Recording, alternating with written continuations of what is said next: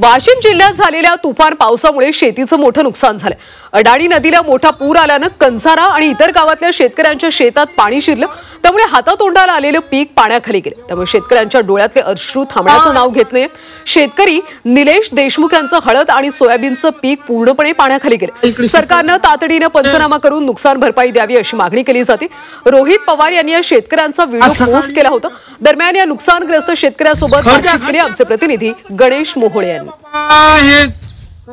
काल वाशिम जिल्ह्यामध्ये मुसळधार पाऊस झाला आणि त्या पावसाचा फटका हा सर्वाधिक मंगरुळपीर तालुक्याला बसलेला आहे। मी सध्या उभा आहे या मंगरुळपीर तालुक्यातील कंझारा शेत शिवार परिसरामध्ये। या परिसरात ढगफुटी सदृश्य जो पाऊस झाला त्यामुळं अक्षरशः शेती खरडून गेलेली। आपण बघू शकतो सोयाबीनचं पीक होतं आणि त्याचबरोबर हळदीचं सुद्धा पीक होतं।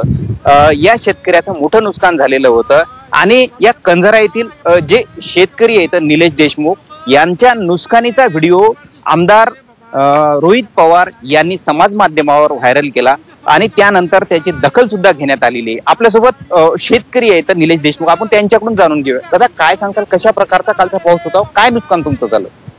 काल आमच्या इथं एकदम अशी अचानकच सकाळी ढगफुटी झाली। त्या ढगफुटीमुळे कसं की शेतीचं एवढं नुकसान झालं माझ्या शेतीतलं सोयाबीन हळद पीक पूर्ण गेलं आणि पिंक शेती उपयोगी साधनं होते आमचे पिंकर ठिबक हे सगळे शेती आणि माझं खत सुद्धा होतं शेतात, खतही पूर्ण गेलेलं आहे।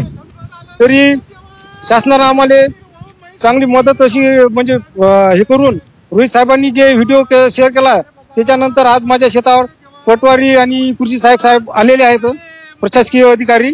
ते आता पाहणी करून तर रोहित साहेबांनी जे व्हिडिओ माझा शेअर केला त्याचे मी धन्यवाद देतो। गणेश मोहोळे, झी मीडिया, कंझारा, वाशिम।